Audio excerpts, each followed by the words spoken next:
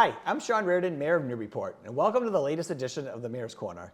It is a beautiful day out there today, but it got cool. I think if my heat was on this morning, it would have clicked on, but we had it turned off. But wow, it really cooled down, which is good because honestly, I was complaining about how hot it's been the last couple of days. So I was actually glad it cooled down a little bit. But the sun's out, it's a beautiful fall day. We've got a big weekend coming up. We have Fall Fest happening downtown, Newburyport, Greater Newburyport Chamber of Commerce Fall Fest. A lot of good things happening on the waterfront. So first, I'll tell you that the Indigenous Peoples Day celebration is happening down on the waterfront. That's going to happen from 10 to 2, I believe, maybe 10 to 4. Really a great ceremony, service, lots of things going on down there. That's right behind the firehouse at Waterfront Park. So that's happening Saturday. And then Sunday of Fall Fest. Now, there'll also be stuff going on in Market Square and the in-street area of downtown for Fall Fest. So that's really exciting. And then Sunday is Chowder Fest. All right, this is a Yankee Homecoming fundraiser, which I think is a great idea. I think Amesbury had like a chili fest a couple weeks ago. So now we got our own Chowder Fest here in Newburyport. So come on down, get tickets. Again, that's right behind the firehouse too in the Waterfront Park area, but come on down. There's going to be a lot of different restaurants with their chowder. We're going to pick the best chowder. It's going to be great. So that's going on. And there's going to be live music as well on Sunday. I think the weather looks a little iffy on Sunday, so we'll have to play that by ear. Hopefully that will change, but there's supposed to be music. Again, things going on around on In Street, Market Square, and then Chowder Fest. So we got those going on Sunday. We hope it goes really well, and thank you to the Chamber, who is always looking for ways to get people here to Newburyport to enjoy our shops in downtown. And again, Fall Fest is a great time of year to do that. What else is going on? So I'll tell you, we still got a couple big searches going on, right? So we're still searching for a DPS director. Our interim director right now is John Kerry, who was our deputy. So that is still happening. We actually pulled that posting down, and we're going to repost it now. And again, we're still working with that UMass of Boston's Collins Center on that. So I'll keep updating you on the progress, but right now we're still in that interim phase, and hopefully we can get some good candidates for the DPS director, because that is I can't even say enough how important that position is to the city. And like I said, John Kerry's been doing a great job. We've had a lot of great work happening still across the city, but it would be great to get that future leader in place. HR director is still open. So we did have some initial screenings go on today, and I did talk to a few people involved in that, and they really liked some of the candidates. So that was really encouraging. So that will move on in the process. So those are the two big ones. I just wanted to give you a quick update on that. What else is going on? So our water project ad hoc committee, right? The city council set up this ad hoc. I think the idea is to get some city councilors, to get city personnel, to come together and talk about some of these big ticket water projects and where we are in that process. You know, we've been working on these at least since I've been in office for the past 3+ years, moving them through the design phase. And a lot of great information has come out in this water projects ad hoc. So kudos to the council for bringing this out. Like I said, we work with these projects all the time, so this was a great way to get these projects out there more publicly. For example, right, so we had been going in one direction with the dam project for a long time. A lot of that happened before I took office, then I took office, then there was this big push that we were going to raise the dam level.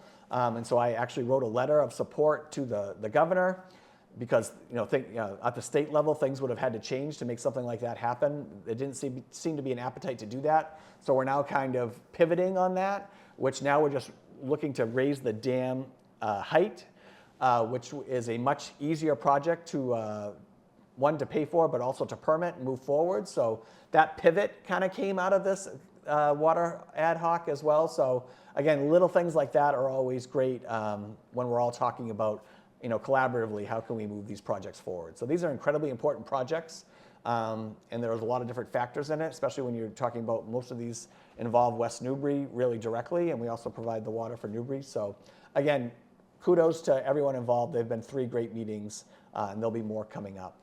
A quick Whittier update. So I did have another Whittier meeting this week.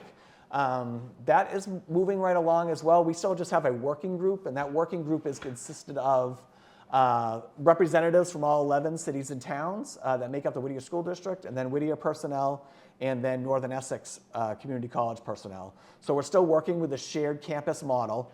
We're at the point now that a building committee was just formed. Frank Cousins was the person I named to this for Newburyport. Again, someone who's got extensive experience working with all 11 communities involved in Whittier, but also he's managed big projects before. And he's just a great leader, and I think Newburyport really needed a strong voice on that committee.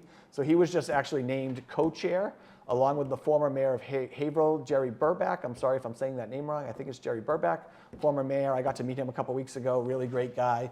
So him and Frank Cousins will be the co-chairs of that committee. So that's the school building committee. And now at the same time, we're going to have a regional agreement committee, all right? And that's going to be mostly made up of this working group, along with, I think, some school committee members from Whittier.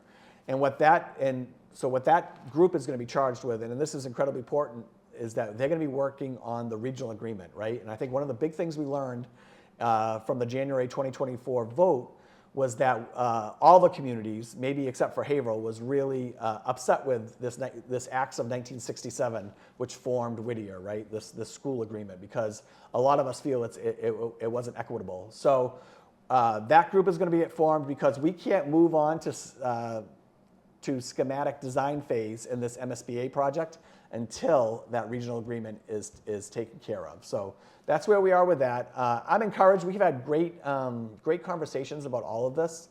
And I do think there's a real spirit in the room to work together and find something that will meet the needs of the school, meet the needs of Northern Essex, have a brand new entity that is going to give kids a pathway for career and technical education, and also right to associate's degree as well by that's partnership with Northern Essex. And I think by using the resources that we have, that price is going to come way down, right?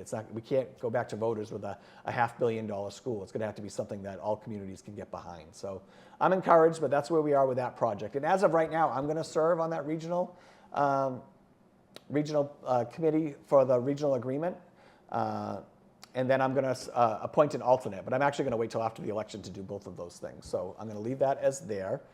State Street is still moving right along. So this week we're still getting the street ready for paving. A lot of the cast iron things, the manhole covers, they're working on all those things right now, making sure the curbing's all set. And then next week, probably around Wednesday, is when they'll be paving. They're going to be paving at night, so it shouldn't be very disruptive to State Street, and then by doing it at night, we're going to be able to drive on that as soon as possible the next day. So we're excited about that. It's going to be really great to get State Street done, and then they'll finish with Garden and Otis Place. What else is going on?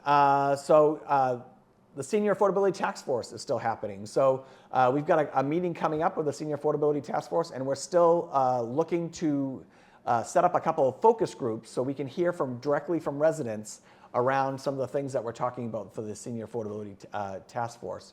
So that task force is looking at a wide range of programs and ideas of how we can better help seniors with affordability issues in the city, right? So that could be anything from help on your taxes to looking at possible ADUs and how does that fit in, accessory dwelling units, and how that might help you age in place better here in Newburyport, to are there programs that other cities and towns are utilizing that maybe could work here. So there's a lot of research going on involved. Again, this committee is made up of residents, it's made up of board members, and it's made up of city staff, and they all have their different charges as far as what they're going to be looking up. So I do think having these focus groups are going to be important because we are going to want to hear directly from you, the resident, and tell us what you're struggling with right now, and that might help us point into a direction of action as far as looking as, all right, how can we, we heard this a lot from these people, how could we try to do something to make a difference in these residents? So that's where we're at with that, and we'll keep pushing out information, but I think the task force has come along at a great time, and I think it is going to, that end result is going to be resources that residents are going to be able to use right away, so we're excited for that. Lastly, I just wanted to end with this. Like I said, I'm excited for Fall Fest this weekend.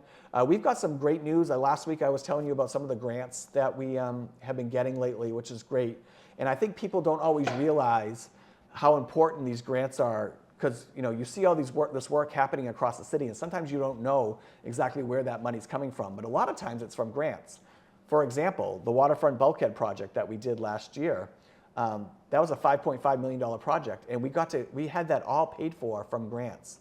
The Market Landing Park, which was funding that came from a lot of different sources, mainly a bond of Community Preservation Act money, but that was a lot of grants at the state level as well, as the CPA grant. So it's not always known like how publicly, and so I think maybe we have to do a better job talking about that. So I just wanted to highlight, we announced a couple big grants that we got last week. There's a third one coming. I can't announce it yet, but there's a third one coming. But just since 2022, when I took office, we've put $11 million in grants to use here in the city, which is just an amazing number. And we just have a wonderful grants person, Nancy London, who that's her job. She's our grants administrator. And again, it's helped us do all these great things all across the city. And she's constantly looking for, what are our priorities and what should I be looking on next? So she's a huge part of my team. But again, to say that we've been able to bring in $11 million into the city the last 3+ years is pretty great. So that's my Mayor's Corner. I hope everyone gets out there and enjoys Fall Fest this week. And I will see you all next time on the Halloween edition of the Mayor's Corner.